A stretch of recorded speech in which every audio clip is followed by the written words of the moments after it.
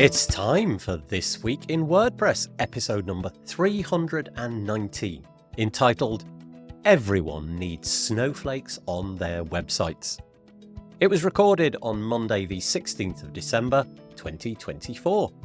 My name's Nathan Wrigley, and today I am joined by two co-hosts. I'm joined by Michelle Frechette and Taco Verdenschot. I'm also joined by Tim Nash. Well, we are a WordPress podcast, so guess what? We are going to talk largely about WordPress. We talk about the WP Consent API and whether or not that should become a canonical plugin or go directly into core. We also spend a little bit of time talking about the state of the word address, which was delivered by Matt Mullenweg in Tokyo, Japan, just a few hours before recording. WPGivesAHand is a charity hoping to raise some money over the Christmas period. If you are in the WordPress space, you could give them a hand. We also talk about some awards which have been happening in the WordPress space, and I am very grateful and happy to announce that WPBuilds was the winner of the podcast category, and I would like to thank anybody who voted on that. We also get into some plugins. Kadence has got a new temple, something like that, block, which allows you to display tables all over your WordPress website. WPAI has been taken over by Automattic. What does that mean for the future of AI in WordPress? And there's a few companies which are diversifying.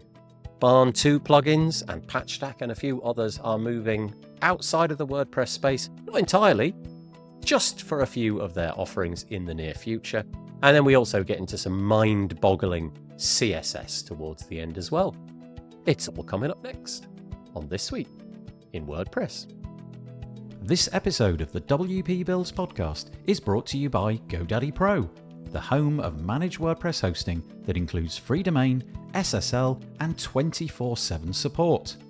Bundle that with the Hub by GoDaddy Pro to unlock more free benefits to manage multiple sites in one place, invoice clients, and get 30% off new purchases. Find out more at go.me/WPBuilds. And by Bluehost. Redefine your web hosting experience with Bluehost Cloud. Managed WordPress hosting that comes with lightning-fast websites, 100% network uptime, and 24/7 priority support. With Bluehost Cloud, the possibilities are out of this world. Experience it today at bluehost.com/cloud. And by Omnisend. Do you sell your stuff online? Then meet Omnisend. Yes, that Omnisend. The email and SMS tool that helps you make $73 for every dollar spent. The one that's so good, it's almost boring.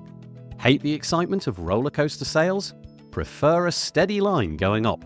Try Omnisend today at omnisend.com. I've got such a bad cough. That's already the episode title. It's episode number 319 of This Week in WordPress. If I get through this, it'll be a miracle. I've got myself a pint of water, so we'll try. Thank you for joining us. Check. Yeah. Would it be a Christmas miracle? It would be a Christmas miracle. I don't actually know what that means, but I guess it's got something to do with the nativity and things like that. I'm not entirely sure. Yes, we're back. I think this is probably the last one before Christmas. Let's have a look at the date. The 16th. Yeah, thank you. Yeah, it is. Thank you, Michelle. I appreciate the fact that you're here telling me all the things that I should know. It's slightly ridiculous. Oh, I double check these things all the time. Make You're sure very good. You're very, very all good. Of those things. Thank you. So yeah, happy Christmas, everybody. I guess we should get that out the way right at the beginning. Yeah, we're going to be taking a few weeks off so that I can spend time with my children and things like that, and generally have a nice time. Hopefully, you're going to be doing the same thing too. But we're going to have a load of WordPressy stuff over the next hour and a half. If you're joining us, firstly, thank you very much. Secondly, like and subscribe. All of that nonsense, click the bell. Smash that button. Yeah, do that thing. Hit the small bell icon very gently with your mouse. Click it ever so gently. And you too will be able to know when this is happening each and every week. We are joined, as you can see, by three fabulous WordPressers. I'm going to go right into I'll go bottom corner first. I'll do Michelle first. Michelle joining us. We've got kind of two co-hosts today. Michelle Frechette, as always. is joining us. Well, not as always, but you're here an awful lot, and I appreciate that. How are you doing, Michelle? I'm doing well, thank you. How are you? Yeah, really good, apart from the cough. Good. Michelle Frechette is the Director of Community Engagement for Stellar WP at Liquid Web. In addition to that, Michelle is the podcast barista at WP Coffee Talk. More on that later. Co-founder of underrepresentedintech.com and also Can I remove the .coms? Can I just go through them? Absolutely. We mentioned that one time, didn't we? Creator of WP Speakers and WP Career Pages, the Executive Director at Post Status, co-host of the WP Motivate podcast, and the host of WP Constellations. She is an author, frequent organizer, and speaker at WordPress events. She lives outside of Rochester, New York, where she's an avid nature photographer. You can learn more about her at meetmichelle.online. There we go. Thank you. And over there is Taco. I always want to say your name with like some sort of rise and fall. I always want to go Verdun shot. But sounds good. Okay. Taco Verdonschot is joining us from the Netherlands. Up until recently, we would have said some, Yoasty things, and there would have been a Yoasty logo in the background and all that. No more. As you can see, he's now working for the Parallel Planks of Wood Company. No, he's not. Taco is the Director of Community and Partnership at Emilia Capital and Projects. His favorite project to work on right now is Progress Planner, Amelia's project's latest plugin for WordPress. I've had a play actually, and it's jolly good. It's for turning it's kind of like gamifying your website into something interesting rather than the sort of drudgery it can often be. Next to his work at Amelia, Taco is spending some time contributing to WordPress in various ways. And outside of all of that work and WordPress, Taco recently picked up a new hobby. Okay. His remote control electric car. Nice. Yep. That's a thing? It's so much fun. Yes. The only thing is that I'm repairing more than I'm driving because I still have to learn the driving part. When you say remote control car, is it the kind of thing I would have like given to my children? You hold the box, which has got the aerial on it, and it's like 1.5 feet long kind of thing, or is it advanced since then? No, it's exactly that, but then in the version that goes about 100 kilometers an hour. What? Wait, actually does that speed? Well, yeah. Yeah, okay, it's no surprise that you're right. Okay, if you haven't learned the steering no wonder you have to repair it. Yeah, there's no surprise. Any given wall becomes like a totally death knell object.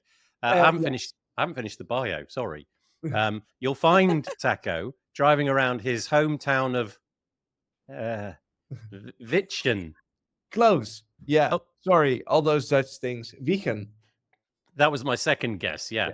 Wiegen in the Netherlands, and you can find him online on X and Blue Sky, where he's known as Taco Verdo. Thank you for joining us. Really appreciate it. Thanks for having me again. And finally, by Tim Nash, who always pops in an interesting bio, and I haven't read his yet, so here we go. Tim Nash is oh gosh, here we go. Tim Nash is the Santa Claus of WordPress security, delivering the gift of safe and secure websites to organizations worldwide. When Tim isn't guarding sites against Grinch-like hackers, he's making spirits bright with his witty insights. A trailblazer as bold as Rudolph. He joined Blue Sky this week. So, Nathan, it's time to update your starter pack. Blue Sky has this. Go on, Michelle.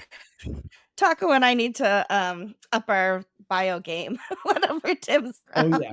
You too, for sure. ChatGPT. Tim updates them every single week, and it's highly entertaining that you do. I appreciate it. I want a haiku next time, Tim. It's got to be in the form of a haiku. We've already done a haiku. Oh, I didn't know. Sorry. We've done haikus. We've done various poems. We did a remember song, the lyrics. Nathan refused to sing it, which I was disappointed.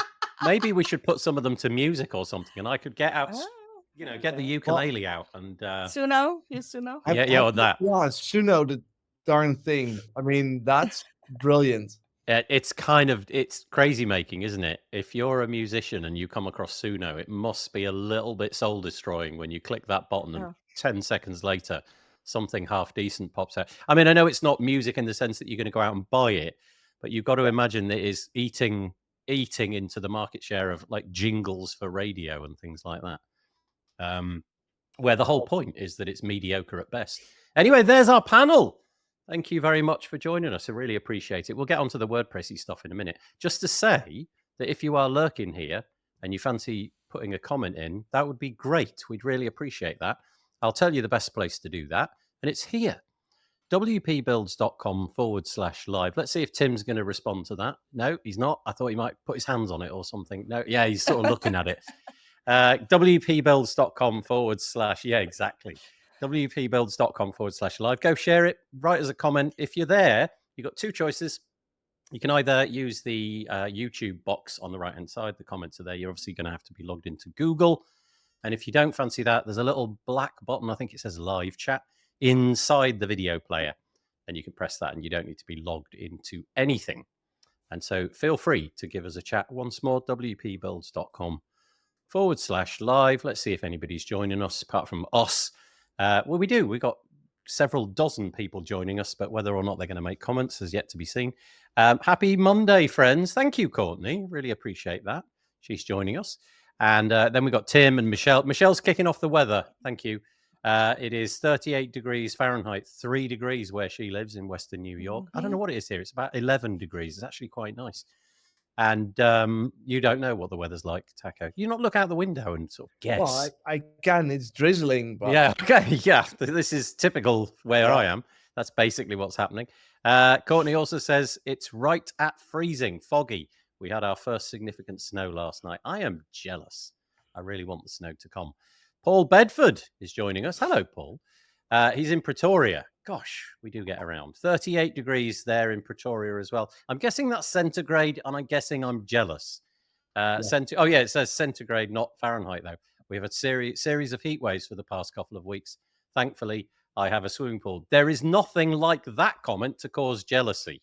Seriously. Yeah, we're all feeling it a bit in the Northern Hemisphere at the moment. Aaron Bowie is joining us. Hiya, he says. I think you and Tim are good friends, or Tim and Aaron, you know each other? Is it? Yeah, you know each other fairly well. That's nice. He's up in Aberdeen, where it's 11 degrees. So it's summer, he says.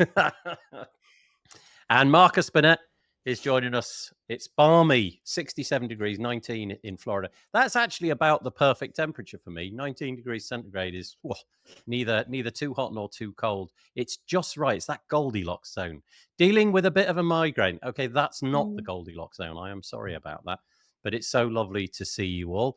We'll find out at the end of this whether it's a cure for migraines or makes it worse. I have some suspicions which way that's going to go. Okay, let's get into it, shall we? You're here for WordPressy bits and pieces, so let's see if we can provide some of that. Firstly, a little bit of self-promotion. I do apologize, but we have to keep the lights on and what have you. So here we go, WPBuilds.com. If you fancy keeping in touch with the bits and pieces that we do, put your name in this here box and click this here button. And you will be subscribed, and we'll send you 2 emails a week. One when we produce this piece of content. We'll strip the audio out and send it out as a podcast tomorrow morning, so you'll hear about that. But then also every Thursday we produce a podcast, and usually they're on this homepage here. So look at that. Look at that. As if by magic, Aaron is not only on this show in the comments, but he's actually in the podcast. We did 402. We did an episode with Aaron all about his fabulous suite of payment options, which connect you directly to banks. So that's there. But also, yeah, this episode will be taking up this place tomorrow morning. So like I said, put your name and address, or rather just your email into there, and we'll keep you posted. And big thank you to the following 3 companies for keeping the lights on over here. GoDaddy Pro, Bluehost, and OmniSend. Really appreciate your support for helping us keep going. Believe it or not, Black Friday isn't over. It kind of is, but it isn't. Over on this page, our deals page, wpbuilds.com/black, you can just hit this button here if you like.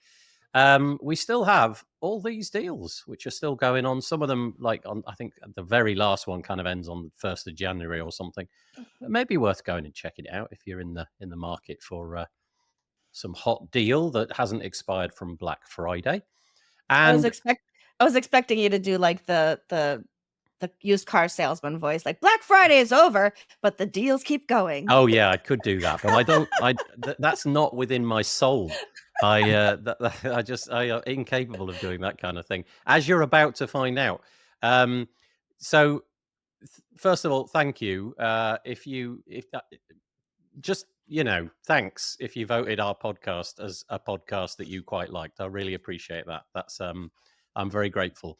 So there's this Monster Awards thing that they do. They do an award, and one of the categories is podcast, and we did all right. We came out in in that spot there. So thank you for that. But look, there's another one just here. Yeah. But Nathan, let's be real. I mean, you're being your typical Englishman, but we were doing all right. You got 25% of the votes, and there were more than 4 competitors in the category. Yeah, and it cost me a lot of money to get those people. My aunts, uncles. Absolutely aced it. Yeah. So, oh, well, thank you. Congratulations. Take that win. Oh, thank you. Okay. I appreciate that. Yeah. Okay. I can't keep going. There it is. You can go and see that. There's loads of other companies in the WordPress space. There was like Forms and Page Builder and hosting and all of that.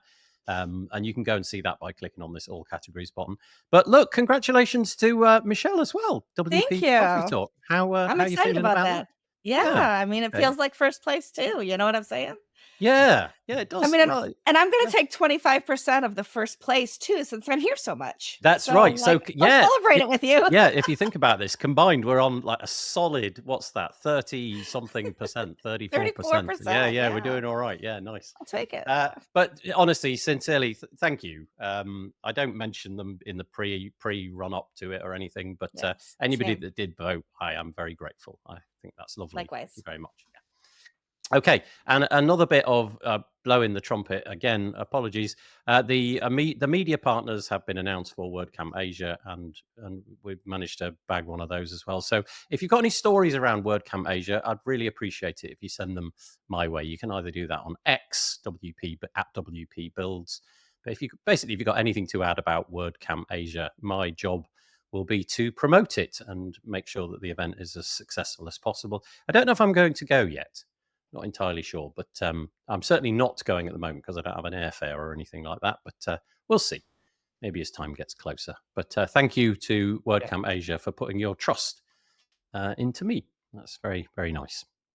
Okay, let's get stuck into the WordPressy stuff.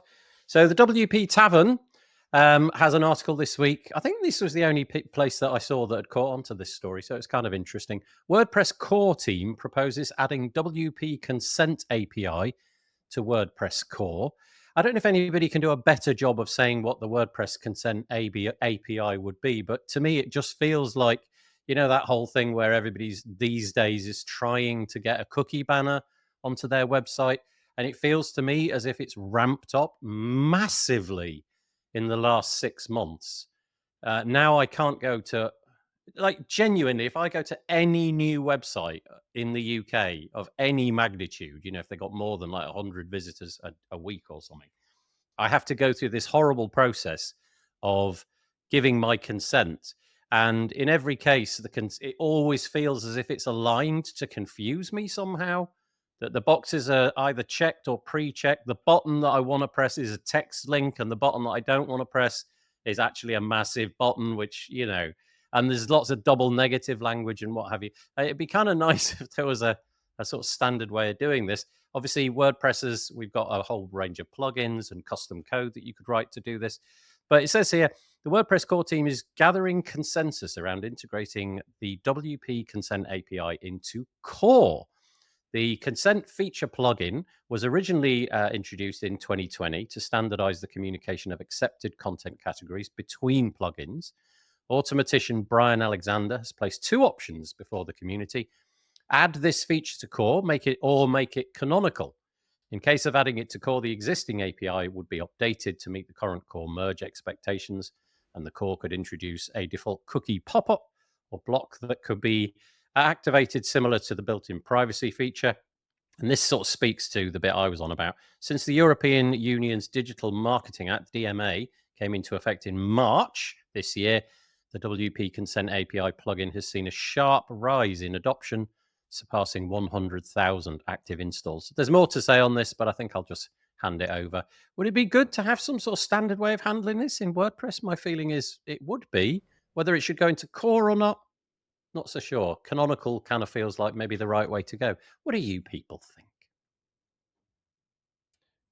Yeah, I kind of agree because, as you said, every larger website is showing it, and that is because you only have to get consent for cookies if you actually set cookies or do anything with tracking or analytics or what have you. So it's not for everyone, and so I would say it's plugin territory. Yeah. Yeah. Okay. So I'm going to go the counter just to be play devil's advocate and say it probably should be in core, on the grounds that to do this properly, if you're actually following the law, the cookies aren't meant to be placed until you consent. Now, as it stands at the moment, you can install a multitude of plugins that will say, "Hey, click here to consent to cookies." Most of them don't work. And they completely rely on a very limited set of interactions to assume that those are the only cookies that are being placed in.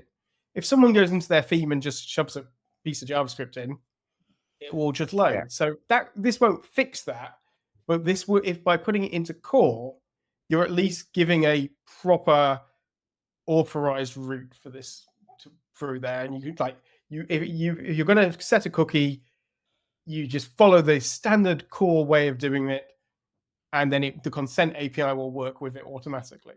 Whereas if it's a canonical plugin, you need to start putting actions, hooks, and filters deeper and deeper into WordPress, which is not necessarily a bad thing.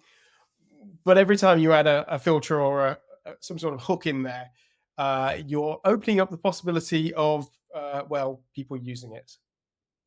I think that's interesting. I actually didn't know that bit of information about setting the cookies. That's probably something which has gone in one ear and out the other many years ago. But that is a bit of a revelation to me. So can I just parse that correctly?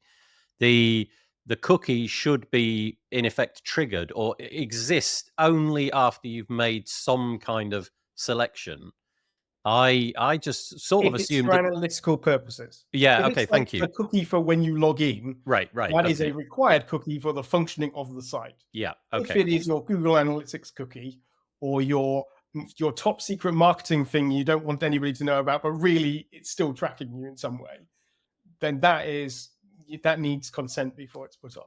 Yeah, and now that you say that makes perfect sense. But I had just this incorrect intuition that, if you, when you went through the whole procedure of selecting which cookies you were allowing and what have you, that it would somehow stifle it at that point. But that's not the way it should work. And of course, that makes perfect sense. I just had misunderstood it.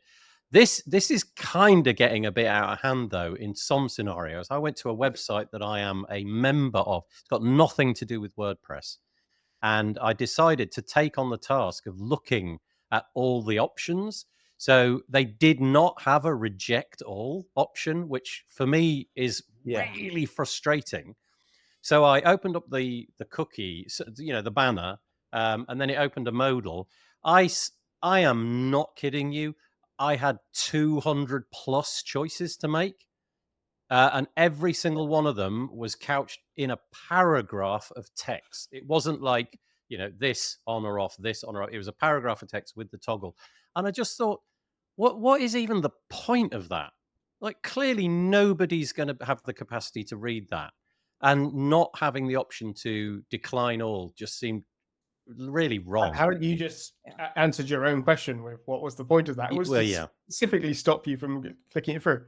It's much like the well-known British newspapers that started charging you if you wish to opt out of tracking. And so when you went to go and reject all, you had to subscribe to them instead. How did that work for them? They made some splash on social media. Yeah. There's no such thing as bad press, is there? Yeah, well... Basically a newspaper. Possibly that's the one time that's true. I think maybe I think both of you are right, but I'm going to lean towards the more. I think Tim maybe has it with the if it's that way around. Yeah, it's difficult because it's gone. I'm interrupting. If they are able to make it not opinionated and just an API, then I'm with Tim. If it has any form of opinion on this is what you should always ask for example, then it's, well, we'll get to that later with some of the articles we'll be discussing today. Okay. Yeah. Okay. I also think that being the only person from the US in this group, that we over here forget that if we're going to be presenting a website outside of our borders, that we should have those consents in as well. And so I think having it as part of core, where you could toggle on or off and you can go through and set different switches, would be advantageous in at least educating people, especially if it became default on, that you would have to specifically go to turn it off. Just a thought. Yeah, no, that is an interesting thought, and I always forget that the rules are different over there as well. Do you have anything like the kind of same requirements that we do over on this side of the pond, or is it much more It's laissez-faire? it's ridiculously state by state. And Oh, so gosh. California has a law and a few others. And certainly, the Termageddon book could speak to this better than I could. But I know California has a very stringent law for consumers. New York does not, and most of the other states do not. Okay, so okay. What I'm taking from this, though, is at least the conversation is going on, and the community needs to come to some sort of consensus. Because if I just read that first line again, the WordPress core team is gathering consensus around integrating the WP consent API into core. And if you go to WP Tavern, this post was written by Jolsner on the 9th of December, and you can click on the link here to find out more about it and the API as well, the plugin possibilities too. So go and check that out. Just a couple of quick comments that have come in. Firstly, Aaron's is just saying that he's very shy. And well, thank you, Aaron. I know that coming on a podcast was not necessarily the first thing you wanted to do, but I appreciate you staying the course. That's great. Thank you so much. Hi, says Giles. Hello, Giles. I'm guessing this is Giles that I was hanging out with on Thursday in London. Should talk about that. That was really cool. Patricia says hi as well. And getting into the content banners, she said, with so many switches, they're awful. I love those with the reject all one click. To me, that should be the law. Maybe it is, and these companies are just ignoring it. But the reject all, to me, ought to be the standard. That ought to be the absolute baseline. Well, apparently that wasn't defined in legislation. So the workaround is to completely bombard people with options. So they're going to go for the easy, yeah, whatever. Yeah. Damn. Honestly. Here we go. Google Analytics, says Elliot. Hello, Elliot. Google Analytics cookie compliance policies require users to provide explicit consent before cookies can be used to collect personal information. So that just sort of spells it out from the Google Analytics side. And that's what Tim was saying, I guess. Of course, don't. The caveat from Elliot is don't use Google Analytics anyway. And Influence WP is saying, hello. They're in North Carolina. Hi. And just joining us.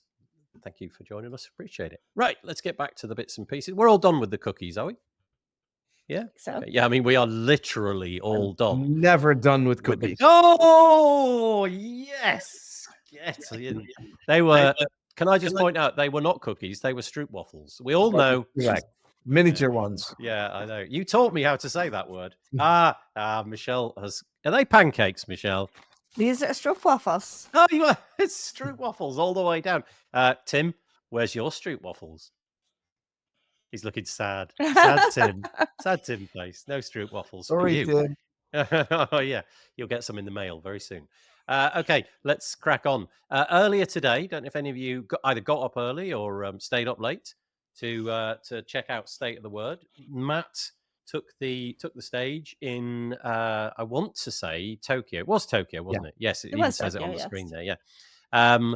And did his typical State of the Word address, which has now sort of been hived out of a WordCamp. It's now a sort of standalone event. He'd done it once in. Is it now just Spain and this one where it was a sort of unique And event? Yeah. 2 in the United States. Okay. Thank you. First were in New York City and then Madrid. And then That's right. Yeah. Yeah, that was the Over COVID times, wasn't that it? was still during COVID when it was Yeah. small in person. Yeah. I was there for those ones.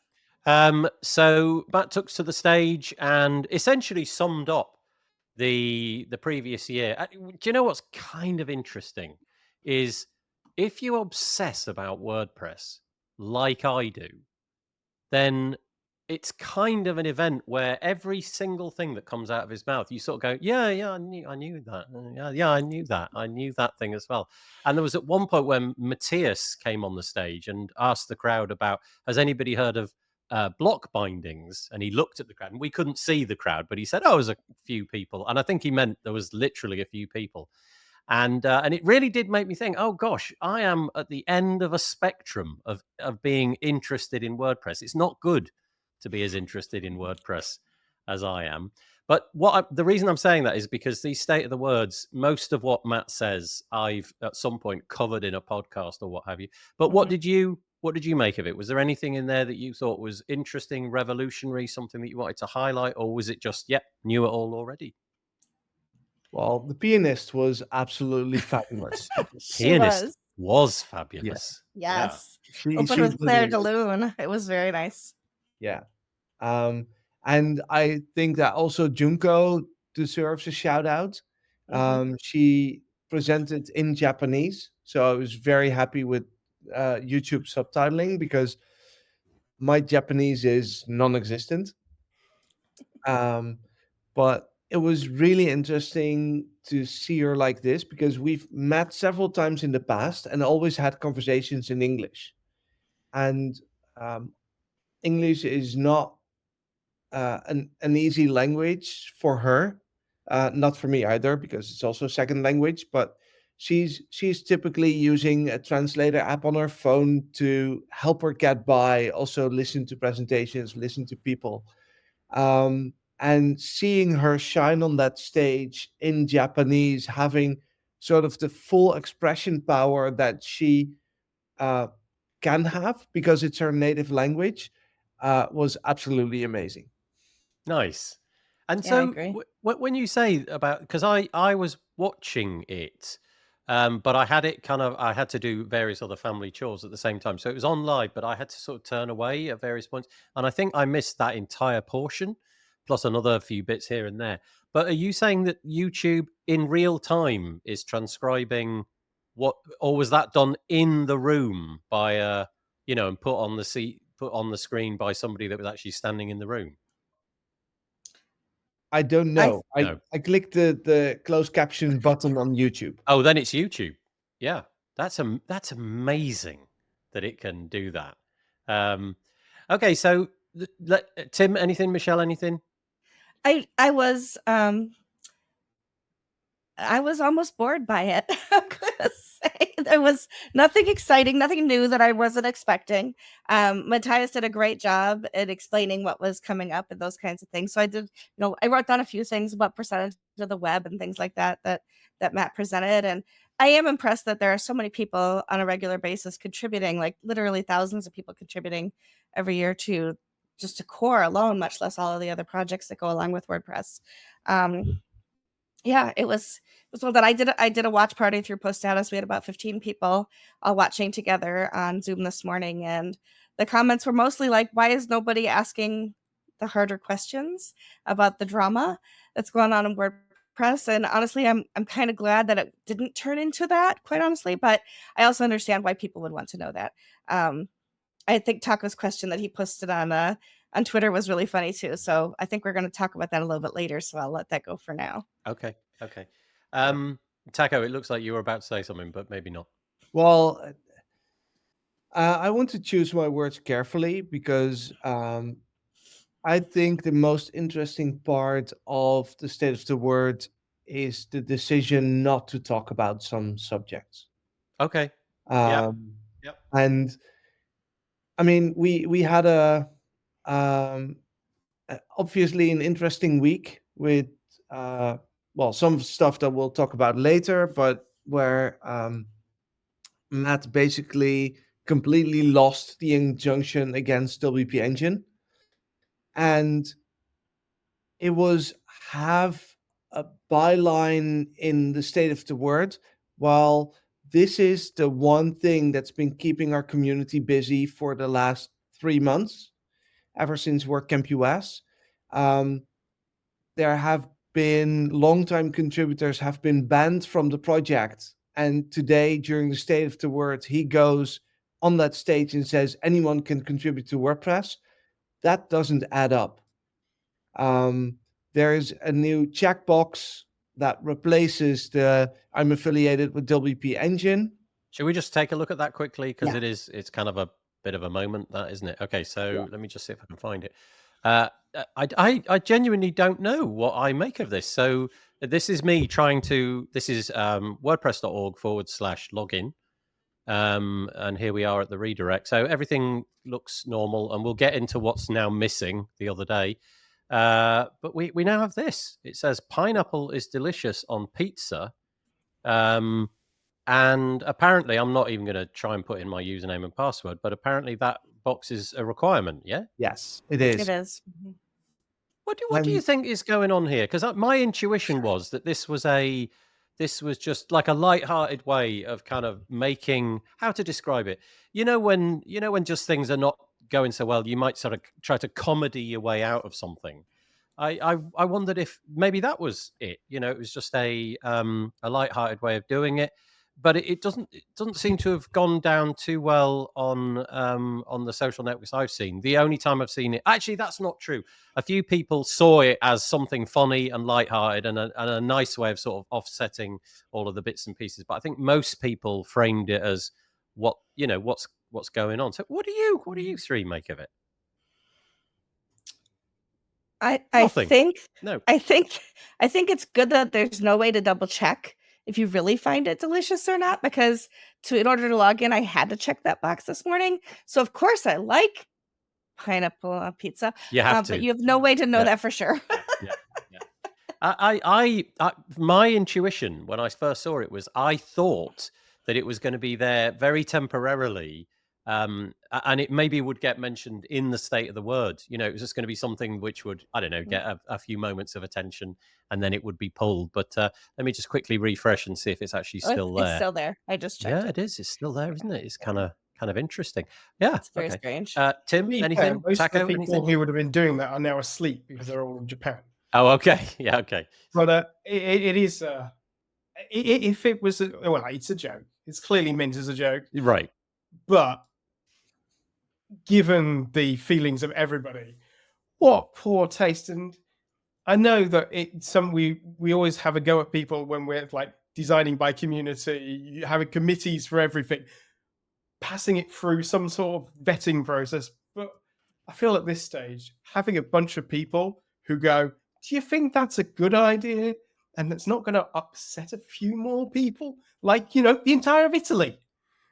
Have we upset enough people? No, we're going to... is pineapple not a thing over there? Okay, right. Is it possible that somebody has done this without the knowledge of others as a sort of... It was changed by Dion, who's made all the changes to .org on behalf of Matt in the last couple of months. Okay. So unlikely. So no. Okay. Just curious. I just think it's fascinating. I'm not saying no. I'm saying unlikely. Right. Yeah. No, I understand. Yeah. I love to just mess about. Basically, I really enjoy that. So on a great many levels, personally, I think this is quite an interesting ruse, and I get it. I get the sort of, okay, we had a thing, we've changed out the thing, but here's a nod to the thing that we got asked to get rid of. And again, we'll get to that in a minute. But it's definitely not necessarily gone down the best. As it happens, I actually don't like pineapple on pizza. So I am very conflicted now because I've said it publicly. So I don't know what and that's the thing. I mean, had this been added on April Fool's and not be a required checkbox, then it would have been a brilliant joke. Yeah. But with everything that's been going on, reading the room, it's just silly. And the fact that we sort of have to discuss it, and I know I brought it up, but it is beyond insane because we have so many bigger problems to tackle with the direction of WordPress and with everything going on, that a state of the word where we're going to go, it's all unicorns and rainbows and whatever order you usually say those. Um, I'm sorry, it's not. Businesses are struggling because of decisions that have been made by the project leadership, aka Matt in person.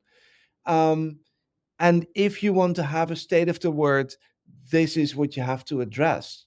And he didn't. And I think that is sad. And yeah, it should have been different. If I'm very interested in audience participation, we never do this. I don't think I've ever done it in the 319 shows that we've done. I've never asked for particular comments, but I'm going to ask. If you could personally swap out that checkbox for anything, what would your sentence say? So, we've had the WP engine thing. We've now got the pizza is delicious. Sorry, pineapple is delicious on pizza. Like, just keep it light, please. I don't want anything horrible or incendiary. Just give us a laugh. What would you have put on that page? And we'll come back to state of the word, but let's just go for this. We'll go through some of the comments. Here we go. Just before you do that, Richard, can I just sort of reinforce what Taco said? Yes. Which is that this, in many ways, there was going to be 3 outcomes from this state of the word. There was going to be something stupid was said, and it was all going to blow up. And we would have been, our pre-show would have been much more interesting. We would have had this, which was we're going to celebrate ourselves and we're going to do this. It was so scripted and people were falling.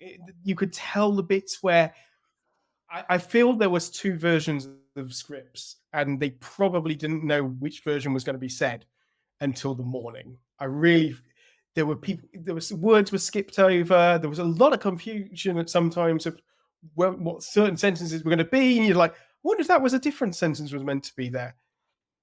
We could have had a third option, which was a healing moment. Without having any, without, you didn't have to miss anything, or you could have had a healing moment. And we didn't get that. And so we just carry on in this really weird world where we're going, WordPress is wonderful.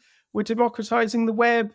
Everybody can contribute, except for, anybody who clicked an emoji once in a Slack room, or were on Twitter at the wrong moment and decided that they liked something or disliked something and made a comment. So we are in a really weird parallel universes between these 2 points, and this gap is feeling like it's getting wider. And so it was a real shame that we didn't have that healing moment where we could have all got behind. And the other thing was, it really was a boring talks. It's not interesting. I mean, it's good to hear about responsive controls coming back in for blocks. That sounds cool and interesting. And obviously the real-time stuff that was demonstrated, very cool demonstration. Yeah.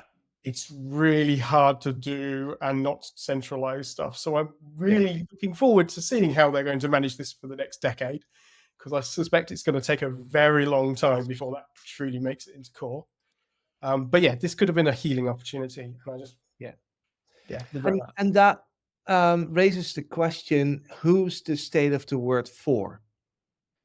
Because it wasn't for the inner WordPress community. Because like you said, Nathan, there was nothing new. You've seen all of this already. And I think that was true for anyone in the room and the 400 people watching the live stream live. Is that kind of the point though? Because is the name, because we don't have anything in the UK, but I think the name is a spin on State of the Union, isn't it? The address that the president gives. And forgive me, Michelle, being the only American here, I'm going to lean into you as the person that knows everything about that. I've lived here 56 years, so yeah, is the idea of the State of the Union and therefore the state of the word, is it supposed to be that it's a mechanism to say what we did with then it's a little bit of time for what we might do? Yeah. It's mostly like, where are we today, right? So what has brought us to where we are today? It's the state of things now with a look to the future, but it isn't about the future. Yeah. Okay. So maybe that event is for that. So my comments about, I follow obsessively the WordPress project. So it kind of, I felt like I knew it all, is also actually reflected by, I think it was Patricia.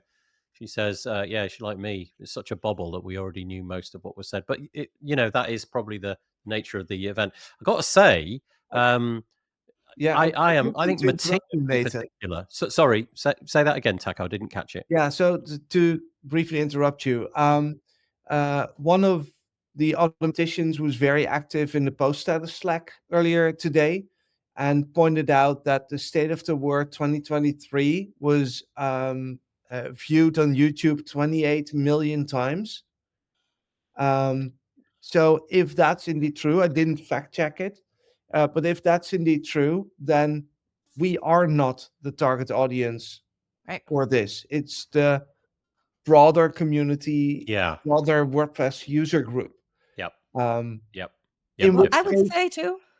I'm sorry, just like the State of the Union for the United States, Yeah. most I am not one of them. I do follow politics, but most US citizens do not follow politics. And so the State of the Union is a way once a year to bring everybody kind of up to date with what's going on in our country. Okay. And I Yep. think the same is true, right? So there's a lot of people who use WordPress that aren't focused on the things that we are insiders to. So I think that's very true. Okay, so I've got to say, everybody that came up on stage, so there was the pianist, there was Matt, there was Mary Hubbard, there was Matthias. They all look very, very relaxed. Matthias, in particular, I don't know how people can manage on stage and be that calm. In all honesty, it's pretty, it's pretty remarkable, knowing that there's many, many people watching, and obviously every single word is going to be dissected from every single angle. Which is, True. I guess, what we're doing now. What have we got here? A few comments. maybe it helped that the room was half empty, though. What was it? I didn't catch that. Was it? Yeah. Yeah, Okay. it was visible in a few shots, Okay. but it Right. wasn't completely filled. Web Squadron, so Imran, I'm guessing. It felt like a pat on the back meeting that you only attend where there is a good buffet available, except there was no food. Courtney says, I love the captions too. So we're talking about the translation from Japanese into English and presumably vice versa. Think that more Americans and English speakers need to experience having the content translated for us. Yeah, no kidding. Mhm. Good Keep in point. mind that 1,000 contributors include people who just test during releases. I was surprised to be credited for that, by the way. Oh, nice. Elliot says, I appreciate. So I don't know if that means you're cognizant of or you like that. There are things which probably we shouldn't be discussing. But thoughts on pizza and pie? Okay, I think we've done the pizza and pineapple thing. Yeah. Found it interesting, says Courtney. Mary used WordPress, the platform versus core. I'm not sure I've heard leadership refer to it as a platform before. Can I comment on that really quickly, Yeah, though? go She for it. has come from TikTok. And when we talk about social media and that is your Yep. background, you use the word platform. So that might just be a semantic thing in her head because of her most recent job. Yeah, I don't thank know. you. Just guessing. I'm just seeing if there's any comments about the whole pineapple thing. See a few people saying they hate fruit on pizzas. Great pun, poor taste. Right, let's You see. asked them to replace it. So there's a few that have a Oh, great. checkbox that they've Okay, here done we that go. with. Mark. Oh, all right. I like this. Yeah, there you go. Marcus Burnett says Star Wars is superior to Star Trek, and that I can totally endorse. Yeah, I'm going to tick that box 100 times out of 100. Tim, it doesn't look entirely satisfied with that response. No. I don't mind a good Star Trek or Star Wars. I was more Okay. of a Babylon 5 All fan right. personally. Yeah. Okay. Fair enough. They both had their failures. Kubrick is the best theme. Ha! Oh, yeah, that can be ticked. Yeah, That's okay. clearly I'm happy with that. Okay. I like stepping on Lego bricks in the middle of the night. I have done that. That is pain like you've never experienced. It's like standing on a sea urchin or something. Okay, that's Mhm. brilliant. Mind you, that the checkbox is required. So Yeah, this is Right. okay. Anybody who hasn't stood on a Lego brick is not permitted into WordPress.org. I like it. Marcus is on a roll. I'm not affiliated with Glitter in any way. The problem is I've been to WordCamp Brighton, so I can't tick box. Okay. Okay. Any more? No, I think that's all the ones we've got, but we've got lots of comments. Star Wars always wins, says Imran. And Kubrick is the best theme. Oh, Courtney, she's checked the box. she's just confirming that that's true. We need a big UK event. We do let ourselves down. Well, all I can say is you haven't been to the WordPress London meetup, have you? Which we did last Thursday, and we had Jamie Marsland taking on Dan Maybe in a speed build. Plus, we gave away a Mac and did a pub quiz. I feel like it's, as much as I love WP London, it's not quite the same as the 900 plus people at WordCamp London in its heyday. We try. Yeah, we try. Yeah. It's a series of rebuilding. Yeah, it is. It is. Yeah, indeed, indeed, indeed. Okay, so was there anything about State of the Word that we wanted to add? I mean, for me, it was a summation of all that we knew about, but it was nice to see a few of the bits and pieces, especially from a technical point of view that Matthias put on the screen. I have had a tiny play with the commenting on the, collaborative editing phase 3 side of things. That looks really cool. If that's the interface that we end up with, I like it. It's basically, it looks almost exactly, apart from the UI is slightly bit different. The interaction is just like in a Google Doc. You pick a bit, comment, and then you can have replies to those comments, and that's neat. I have remembered one thing I did like, the please. EPUB builder. Oh, wasn't that nice? So basically, it was for those who didn't watch, they've taken the Gutenberg and a really stripped down version of Playground, I think. I sort of turned away at the wrong moment to see the technical details. And basically, you now have like an interface to build a book that you can then save as an EPUB or potentially save as a Word document. And as somebody who writes ridiculously long blog posts and thinks, one day I'm going to write my book, it was like, I could quite see myself just dragging and dropping. If it worked actually on my website, I'd have been I think they missed a trick. That is a really great Canonical plugin just there. Yeah, really neat. Like book and that interface, I'd be very happy with chatting if that happened. As somebody who has taken a blog and turned it into a book, I agree. And I have already decided last week, before you even mentioned that, that's what the talk I'm going to pitch to you to Europe is this year, is how to go from your blog to a published book. Nice. Oh, they just made it really easy for you. It's like, click here. So they showed dragging in an EPUB document into basically a blank Gutenberg screen, and it just sort of dropped in with all of the different pieces, the images and what have you. And that was just really cool to see. I mean, to be fair, it wasn't them actually doing it. It was a video, and it was obviously, I think it was created so that you could see what potentially would happen, because that the icons coming in didn't look like real icons on a real desktop, but you get the idea. But also, one of the things that was really nicely done was the video, I thought, where Matthias showed off the sort of zoom out view. I thought that was quite nice. It just encapsulated it really well for those people who hadn't seen it before, but also the capacity to just move things around on the canvas. So, dragging images. And then what he said was a very difficult challenge was taking an image and then basically putting it next to another image. And it kind of created this little gallery. I don't know what would happen if you went to 3 or 4 or what have you, but just little UI things which make it a little bit more intuitive. So yeah. You remember when you used to open a thing and all the windows would just open on top of each other in Microsoft? Oh, that's all I was picturing there. Yeah. Did you ever do that where you literally opened up like 900 and you didn't know how to make it stop, and they just kept I've done turn it off, just switched it off, and they just keep coming. I've got to make this comment. That was really nice. Thank you, Jackson. Appreciate that. He came on last Thursday, and he said it was best ever meetup last week. I'm guessing, and the pub quiz was epic, and the zoom out is cool. Yeah, I would agree. Okay, so where did we get to exactly? We did that one. I think we were here, weren't we? State of the Word. Have we said what we need to say about that? I think so. Yeah. Okay, great. Okay, in which case we'll move along. Let's do some charitable thing.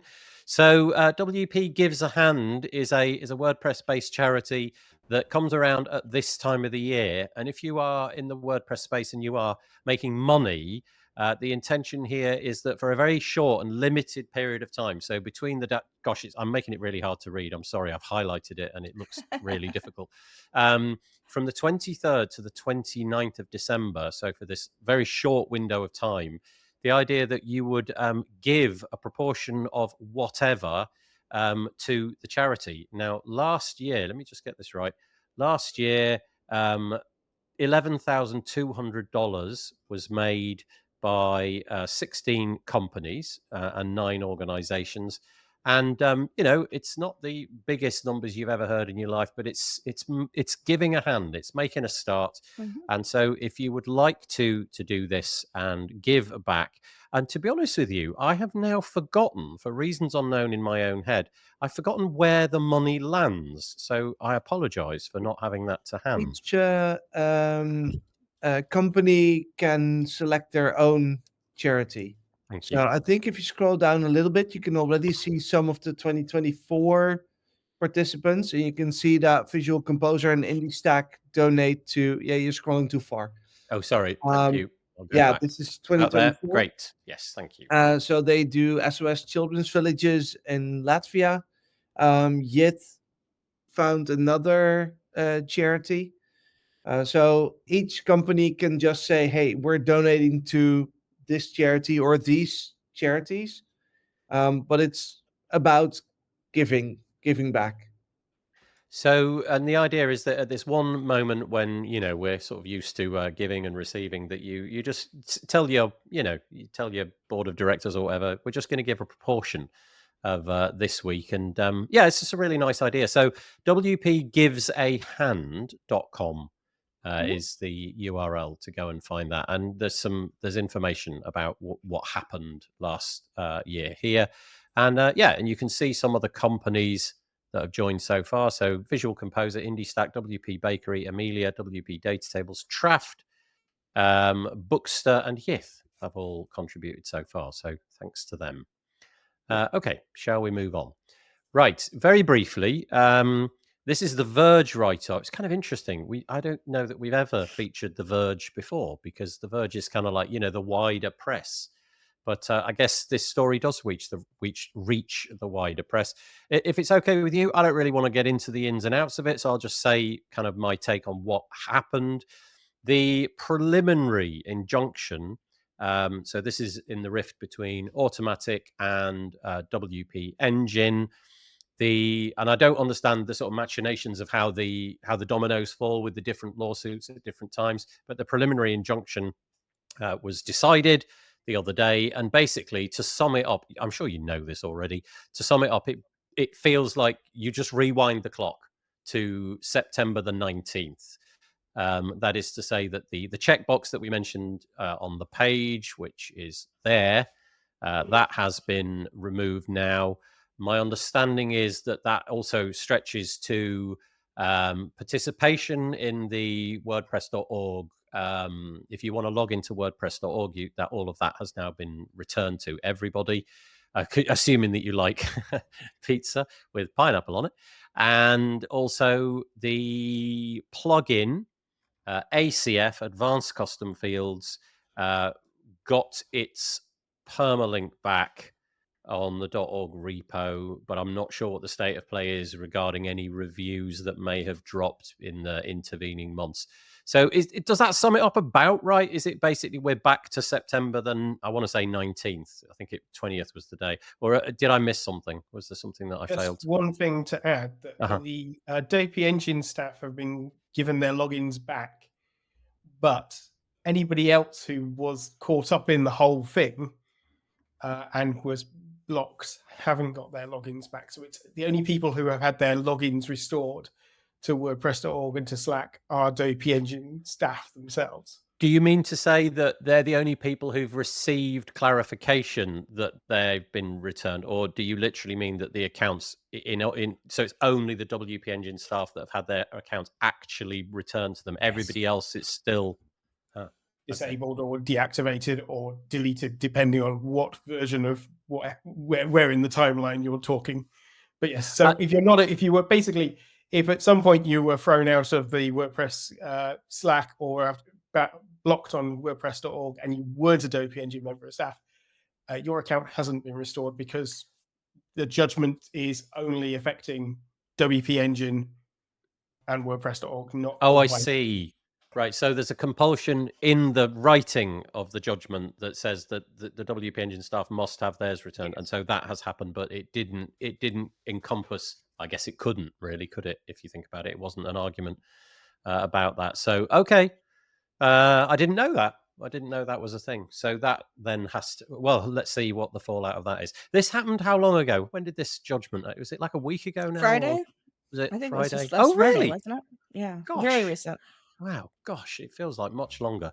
Thursday, but yeah. Yeah. Yeah, just Okay. last week. Yeah. Yeah. last Okay. You can read more about that on The Verge, and honestly, you can read about it in just about everything, in just about every tech publication, I think, to be honest, because it's quite interesting news.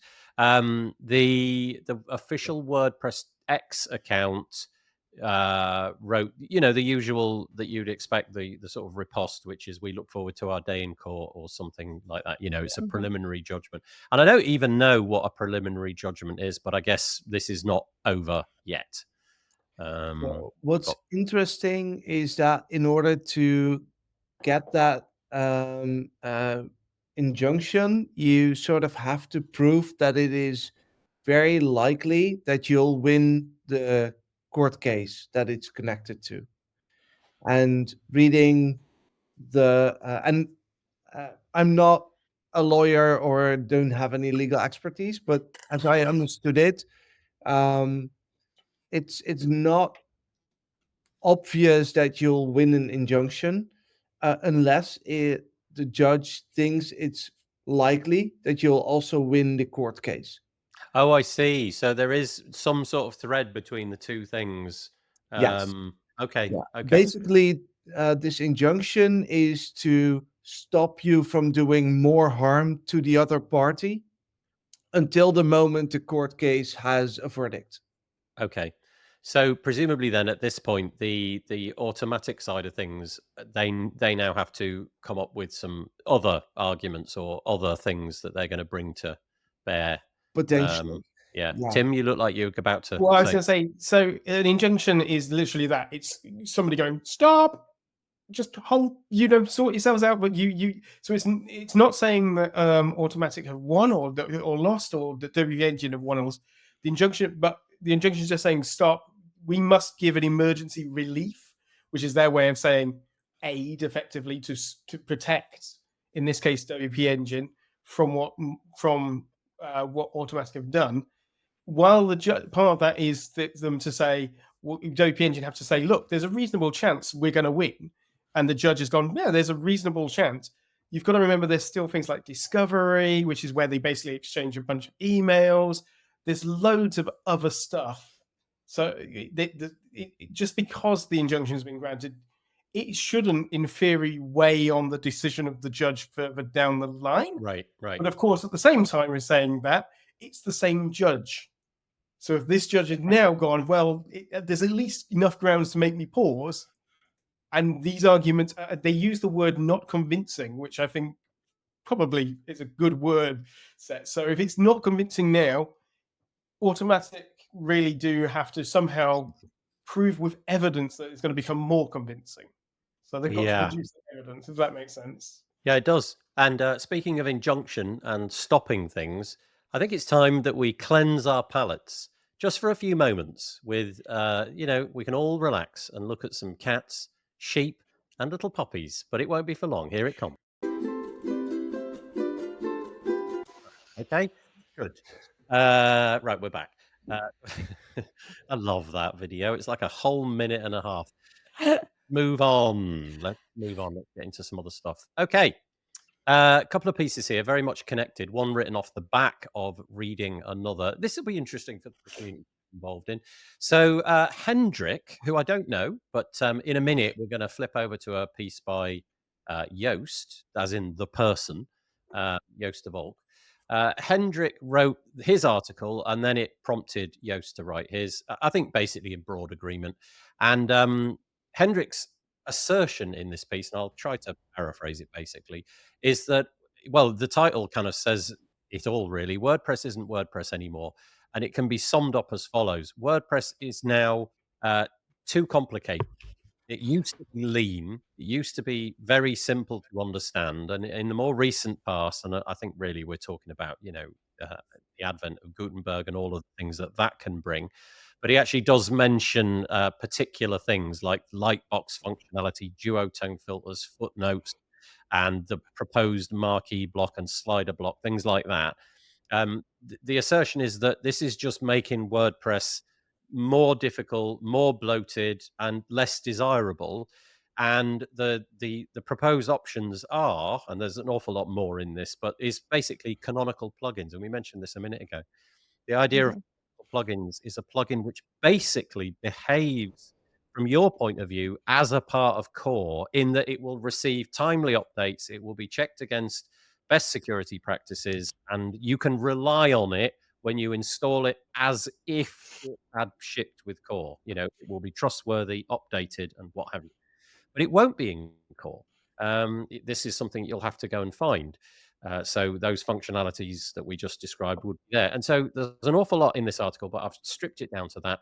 And then if we just move over to Yoast's side, Yoast, as he so often does, brings the data to bear. So rather than just sort of saying, okay, I think it's bloated, what impact does that therefore have? And this chart, apologies if you can't see it, but I'll try to describe it. It's going back to 2018, and it's the market share of WordPress. And basically, it has been on a steady climb for many, many years. Since 2018, it's gone up from sort of like 26%, 20 something like that, until we get to where we are now, which is, in the sort of 35s, according to this, the data that Yoast uses. We're used to hearing 43, but anyway, ignore that. But Yoast's point is that really, basically, we're stagnant. For the last 12 months, WordPress is stagnant. You could argue that it's gone up in the most recent months, and I think Matt Mullenweg on stage said something like that. Then, if you look at CMSs, open source CMSs, so Magento, Drupal, Joomla, PrestaShop, they are all in fairly precipitous decline.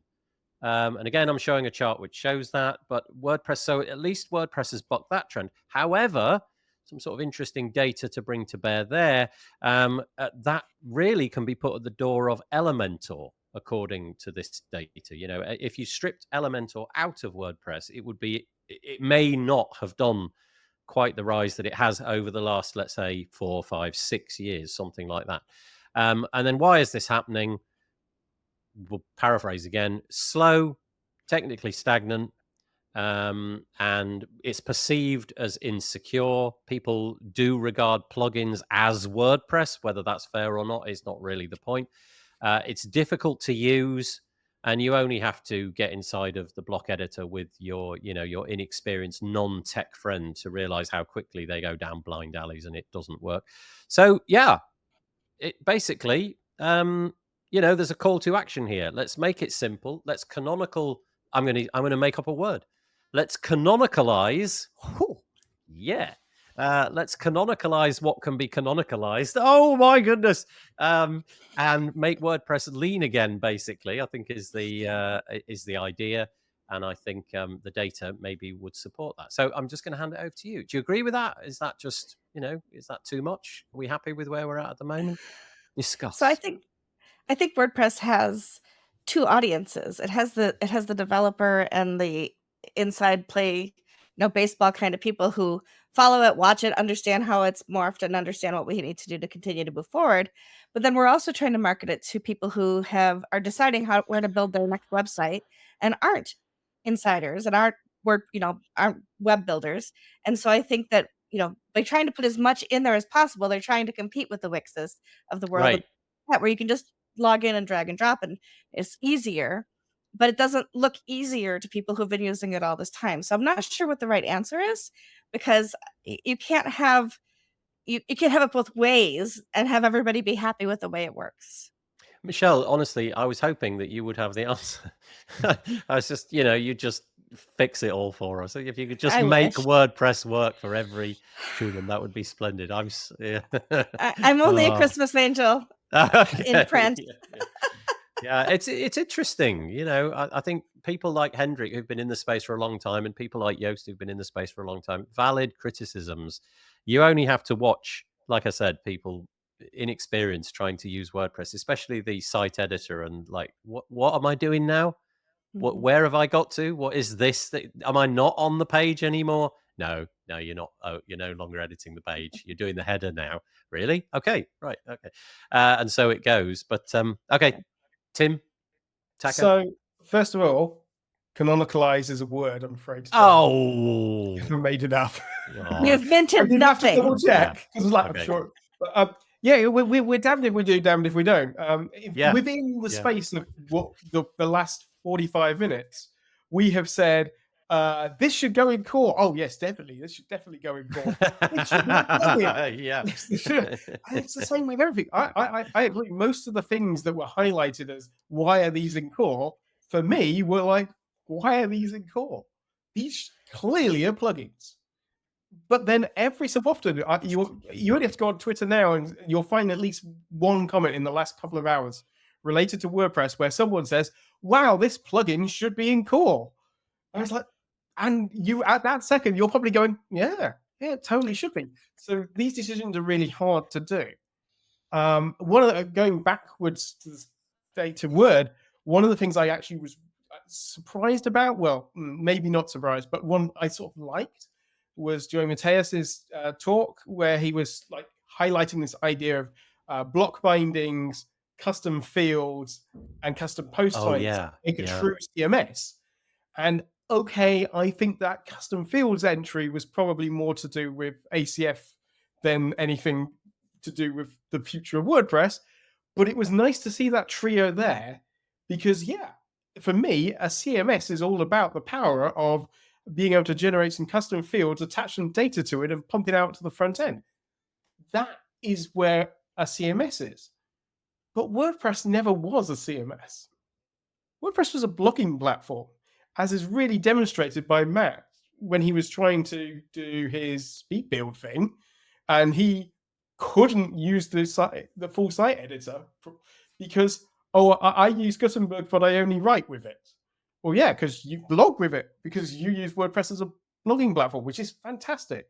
It's a brilliant piece of software for blogging because that's what it was designed for. We've spent the last 20 plus years making it not that, and now we're paying for it.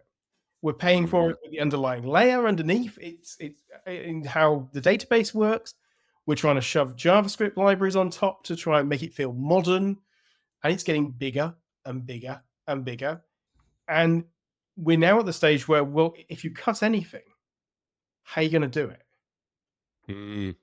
I mean, as soon as it's gone in, it can't ever really come out again, can it? That's the sort of it would take trade-off. some pretty radical. Yeah. Hey, we are doing WordPress 10.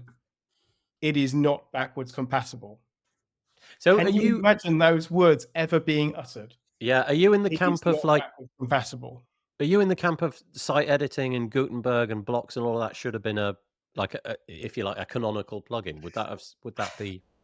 I mean, I personally quite like the site editor. I've got used to it. I've never been a full-on naysayer. I remember sitting with Tammy Lister at WordCamp London many years ago. We're talking maybe even 10 years ago. And her talking about the idea for themes and that they would just be a JSON file and some CSS. And pretty much thinking, that's pretty cool, but utterly crazy. It's never going to happen. And it did. So from that beginnings to where we are now, it's amazing. And I think there's a really good case for we're here. We cannot go backwards. Yeah. This train is going forwards, but we should learn from it. And one of the things that we are terrible at within the WordPress community is stopping and doing postmortems. Yeah. We will only go forwards. We will not look back at our mistakes. We are, and consequently, we are doomed to repeat them. And so we will, after every major project, go, well, communication was a bit of a problem, wasn't it? It's like, oh, marketing is a bit of a problem, is it? Yeah, we'll just, and it's even something as simple as running a WordCamp where we require the people in charge of running the WordCamp to be replaced after each and every WordCamp is a symptom of this. We must only go forward. We can't have experience. Yeah. Anyway. That's okay. Anyway, that didn't solve our problem. No, I don't think you were going to solve the problem on a podcast, in all honesty, but it was worth a shot. Taco, have you got anything to say about that? Or shall we press on? Well, I really sometimes have a hard time envisioning what it would look like if we take that other route. So will it make it harder for me, not being a developer, building a website? Or is it going to be easier because I can pick and choose the elements that I need? And I don't know. So I prefer to rely on people who have experience building a lot of websites like Hendrik. Interesting, yeah. Just following what they say. I'm going to link to both of those pieces, both the Yoast piece and Hendrik's piece as well, into the show notes, which you can get. You'll drop into your inbox tomorrow. But also, if you search for this episode, it's number 319 on WPBuilds. After Tuesday, the 17th of December, you'll be able to find the links there. I'm going to skip a few bits that I'd put into the show notes just because we're kind of running out of time. So I'll go to this one next. And this is a nice little feature added into Kadence. If you're a subscriber to Kadence, you've now got something called the Kadence Temple. Temple? What the heck happened? Yeah, they've the Kadence Temple. They've built a shrine to something. By the way, can you just get in touch with Ben Rittner for me, Michelle, and say that we need a Kadence Temple? The Kadence table block. Yes. And it is what you'd imagine. It's a table block, but the kind of the thing which is of interest is that and I'll just read it. The new Kadence Temple Block Advanced will redefine how you display. Oh, did I say it again? Did I? Did I really? You did. That's hysterical. It's in my head now. Right, let me pause that. Let me do it again. The new Kadence Table, hold on, Nathan, block will redefine how you display data on WordPress. Unlike the standard core table block, this advanced solution lets you insert any block into table cells. And so that's kind of why it's interesting to me. So you can see some sort of interesting ideas here where you've got images in certain table rows, you've got email addresses with, I'm guessing this is custom post type data, social handles and things like that, pricing tables, the usual stuff. But the idea of being able to drop any block into each and every cell, I just thought that was kind of interesting. I'm gonna start dropping tables into tables into tables. Oh my gosh, it's going to be Inception all the way down. Right. Yeah, drop a really complicated spreadsheet into one table cell, and then another one into another table cell. Please have Amber Hines or someone check how that works. Accessibility. Yeah, no. I think we can just assume. But neat idea, and not one that I thought of. So kudos to the Kadence team. Presumably you can pick that up if you're a Kadence subscriber already. Yes, I would imagine. Block temples are the future, says Tim. They are. Yeah, you can. Oh, there's so many things I could say. It does feel like we have to pray to the gods of blocks to make them go in the right position. So fair. Cadence doesn't ask you to worship us, but we're not going to say no either. Okay, there we go. So there's that. Go and check it out. Kadence WP. It is on their blog, and it came out. This piece was on the 5th of December. Go check that out. Okay, let's move along. AI, it's all the hotness. You can't move for AI, and Automattic are getting in on the act. They have acquired WPAI. Gotta say, I'm not familiar with that tool. I've kind of all of my efforts in the AI world have ended up centered around things like the SaaS versions, if you like, the Chat GPTs and the Anthropics and what have you. But they have acquired it. It says, today we're announcing the acquisition of a company that's going to help us in our mission, WPAI, which is a startup with the following people involved: James LePage, Greg Hunt, Ovidu, Julian Galatan. I'm so sorry. I'm so bad at names. I could be wrong about this, but I seem to have a memory that no sooner had this been bought than the previous tool, WPAI, was shuttered. And if that is in fact true, presumably then this was a question of acquiring the people, and not necessarily. It's both. Is it a bit of both? So it's what the WPAI is carrying on, or did I get that? That's my understanding. I chatted just very briefly with James last week and asked him, because I hadn't read it yet, if he was going with it, and he said he's committed to, I believe, a year. But they brought in the product and the people who bought it to support it as they move it forward. Yes.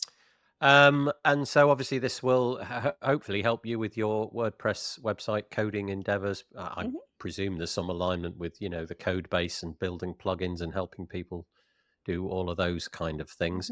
It was kind of interesting, although I didn't manage to see it. I heard reports that last week, another speed build, Jamie Marsland, put Ryan Welcher against Nick Diego, but Nick Diego was wearing the AI hat, and they were given the task of creating like a timer, like a countdown timer, obviously with Christmas being what it is. And as you may expect, something as utilitarian as that, I guess the AI was just going to excel at that a million times. And apparently Nick was finished in a heartbeat, really, just a few minutes. Whereas Ryan, with the constraints of having to write it himself, I don't know how far he got through. You're nodding your head, a couple of you. Did you see it? Yeah, Ryan did an amazing job to keep up with what I felt was a little unfair. Okay. In that the tasks that were picked were indeed very handpicked towards favoring the AI. It would have been much more interesting to watch a traditional speed build with here, we redesigned this site where you need we almost had that. I mean, Matt partially relied on AI during his speed build. That was an interesting take on it as well, because the way that Matt did it was that he took a screenshot. I don't know if you were watching that, but he took a screenshot of something. So it wasn't like he was, I don't know, taking a bit of HTML from, he was viewing the source and taking the HTML. Basically it was an image. Drop the image into the chat, and then it did its best. And I think it's fair to say that on most occasions it got a pretty decent rendition of it, didn't it? There was this 3-image layout with some text, and the padding and everything was way off. But it figured out that there were 3 images, and here they are, and they're side by side. And I'm sure it would have been dreadful in all sorts of respects in terms of accessibility and responsiveness and what have you. But it was pretty amazing. Anyway, more AI coming into the WordPress space, and it looks like 3 people who know this stuff inside out have been hired to do it. Okay. Anything else, or shall I move on? Time is short. Okay. In which case, I will just mention that a few plugin companies and something that's not a plugin company are diversifying beyond WordPress. So I'm at pains to point out that they're not moving away from WordPress. They've just decided to explore some different ecosystems. So Barn2, I guess famous for their extensions to WooCommerce, have decided that they're going to enter the Shopify ecosystem, as if memory serves correctly. Yoast did, right? Yoast did a... Yes, that's correct. Yeah. So that's happening in 2025. Katie Keith, who's been on the show a few times, said we'll diversify into selling Shopify apps, as well as continuing to focus on WP and WooCommerce plugins. PatchStack are going to be expanding. So they're currently really focused headlong in WordPress, and they're going to be putting their endeavors as well into the Laravel ecosystem, which is a pretty hot thing. And Layer WP, which is, I don't know entirely what Layer WP would be doing, but they've got this WP deals page, which they're going to be moving presumably out into, I don't know, maybe more SaaS kind of solutions. So stay calm, essentially. If you've got Barn2 stuff, it's not going away, but they've definitely decided to explore avenues new. And I do wonder, maybe harking back to the post that Yoast himself wrote with all that data about possible, and I'm doing air quotes, stagnation. Maybe this is something these businesses need to look at. Okay, let's just flick to some user content. Let's go to this one first. This came from, who put the Felix Arntz one in? Was that you, Taco? I did, of course. It's called Snowfall. Let me guess. You want to tell us? Yeah, so talking about snowflakes in the commute. No, I mean, it's wintertime, so everyone needs snow on their website. And back in the day, you would load complete Java applets to make that happen. But Felix Arntz, being on the WordPress performance team, built a performant version that adds snowfall to your WordPress site. Nice. So there we go. And it's on version 1. And yes. I would imagine that if we come back to this in 4 years' time, it'll still be on version 1, but it probably does what it needs to do. So if you need snowflakes on your website, Everyone does. oh no, I'm not doing it. I'm not going to do it. But you said something, and I'm trying to write it down. You said something. I think you said everyone needs snowflakes on their Of website. course. Yes. I'm just writing that down, and I'm not going to manage it because I've got to keep talking. But I'll try to write that down in a minute. That could be the episode title. Okay, so there we go. I will link to that in the show notes, but it's on Felix Arntz's GitHub repository. It's a it's a release candidate, but no doubt it will put all the snowflakes on your WordPress website. Did anybody else put in links? Because I got a few here that I can see, but I'm not sure if they were. I gave you one. Submitted. Did you? I gave you Where, one. It's what a was your one? Reuters link. That one. This That's one. the one. Yeah. Oh, go on, spill the beans. I'm surprised Yeah. this is happening. I heard about this for the longest time, and I just assumed it would never actually happen. But here we go. I think Tell us. most of us assumed it would never happen. But TikTok is being banned in the US because our government doesn't understand how it actually works, and that the information that we're using is housed here in the US and isn't being sent to the Chinese government to figure out, what dances we like the best, I suppose. But yeah, it's being turned off. It's being important. Sorry. It's being taken out. It's being taken out of the what do you call them, the app stores on both iOS and Android, and we will not be able to update them anymore and things like that. So, but do you know? Does this mean that the application, so the app on, let's say, Android and iOS, does that mean that it will be removed from your phone involuntarily, or does it just mean you'll be stuck on the version that you're on? my understanding is that you'll be stuck on the version that you're on, Gosh. which, as we all know, eventually will probably stop working. Yeah. And also, my understanding is that even with VPNs and things like that, it's going to be difficult to keep it updated if you keep it. So. Tim made the point prior to hitting record that this was basically the best news you could possibly have if you're a VPN provider. Because we'll see how that goes. I'm really surprised because you would have thought that the shoe being on the other foot, this could easily work in, like against all of the social platforms that come out of the US, Facebook and LinkedIn and X so now, and it's I mean, I think it's a sad state that it's anyway. I use TikTok a lot because I'm a single person who lives alone, and starting with the pandemic and lockdown, that was my connection to feeling like connected to the outside world. Because it's people in action. It wasn't just reading Twitter or reading Facebook, things like that. And so it allowed you to feel like you were connected to the world in a different kind of way. And I'm a little sad that it's happening this way. I honestly think it's because we have, as a people here in the United States, especially the left wing, have really motivated people through TikTok to take action on certain things. It has become a way to spread news faster than anything else. And so when a government can't control the narrative, it seeks to push down that narrative. And so I think that's what's happening.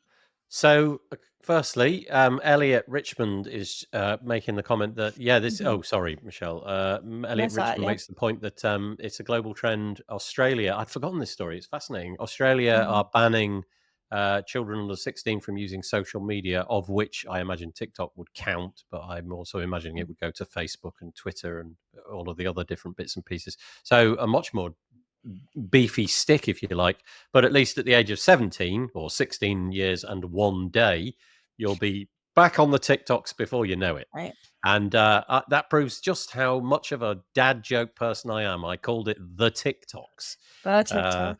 The TikToks. I have literally never even seen TikTok in action. And that is gonna be my goal in life, to get to the ripe old age where I finally give up life, and on my gravestone it will be, he never saw TikTok, and I will be a proud person. Well, I will say that just like any social media with a good algorithm, it becomes what you put into it. Yeah. And so a lot of people can think of it as silly kids dancing and those kinds of things. I myself have learned so much over the last 4 years by being engaged in TikTok. I've learned about the world. I've learned about different places. I'm following somebody who is able to go into the pyramids in Egypt, something that I would never be able to do because it is not they weren't built for accessibility, it turns out.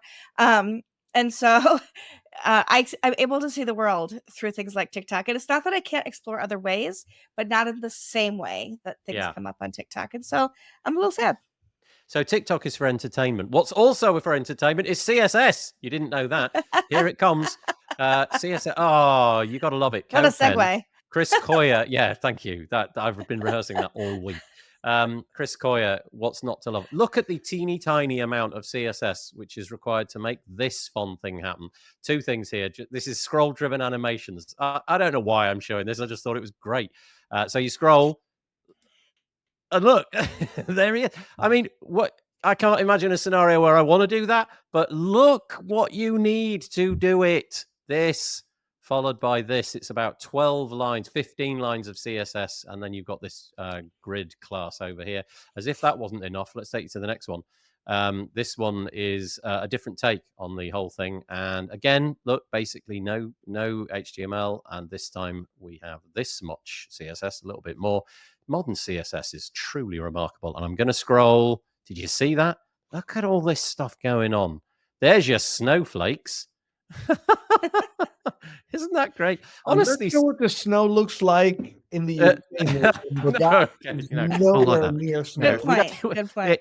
Since 1999, we haven't had any snow in the UK. But I just thought that was brilliant. If you're not keeping up with modern CSS, it is transforming what's going to be possible in the future. Really interesting. But I want to end on this one because I don't have words for it. This is the BBC talking about Google's new chip. They've got this, excuse me, quantum computing chip. It's called Willow. And I don't know what the constraints around this information are. I have no idea how exaggerated all this is, but let's imagine that this is true. Google has unveiled a new chip, which it claims takes 5 minutes to solve a problem that would currently take the world's fastest supercomputer 10 septillion years, which is 10 with like massive amounts of zeros. 3, 6, 9, 12, 15, 18, 21, 24. So it's 10 with 24 zeros after it. It's longer than, it's crazy long. Now, that's fascinating. Well done, Google. Good job. Great, created a fabulous chip. Now, all right, that's interesting. But then when you scroll a bit further, look at that. That is the nerdiest picture ever. There's two people staring at something so Borg-like you can barely take it in. But the bit that is confounding, I'm going to take it off the screen, is that the people behind this technology claim, wait for it, claim that it is possibly proof of the multiverse. They claim that the leap is so astronomically large that it might be in some way using other universes in order to solve the problem. The qubits are literally interacting with other universes. I have no words. It's not April the 1st. These are credible people, and I don't know what to say, apart from I'm going back to WordPress. But yeah, Tim, you look like you've got some... No, I was just going to say, just going back to the article itself, and the 10 septillion? 10 big number, yeah. 10 big numbers. A computer 10 years ago couldn't count that high. Wow. When it started at naught and went all the way through, Yeah. it would run out of, it couldn't actually do it. And it would die and you get a kernel panic.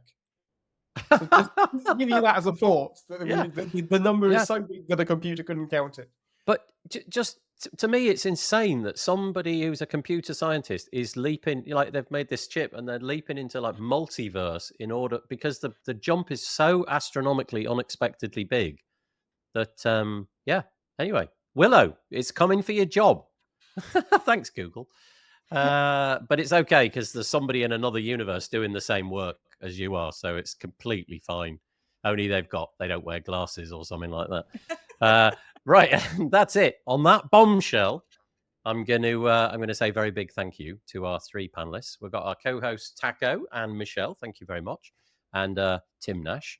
That's it. We won't be back until after Christmas, so I hope you enjoy that. If you do celebrate Christmas, enjoy it. Thank you for joining us today. If you made a comment, does anybody want to have a particular sign off? Are you doing anything exciting over the Christmas period, or are you, just hunkering down with the family and friends? I'll be spending not Christmas days, but the days around it, working on something new to be released early in the new year over at Progress Planner. So Nice. Yeah, stay tuned. just drop that and then leave. That's how you do it. Yeah, I've decided I'm going to work on something very important over the Christmas holiday. I've just decided it. I'm going to work on something truly revolutionary. When we come back in January, your minds will be blown. And I'm going to work on my novel. yeah, I won't actually do anything, frankly. I'm going to sit in a chair and enjoy it. What about you, Tim?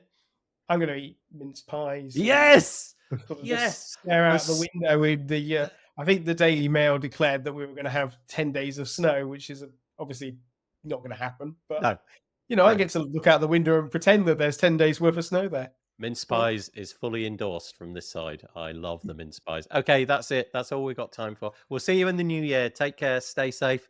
Thank you, you three. See you soon. Waving. Oh, yeah, we haven't done the waving. My word. Thank you for that. Gosh, I was hovering over the bottom there and I would have regretted it. Can we do the waving? Thank you. Everybody smile.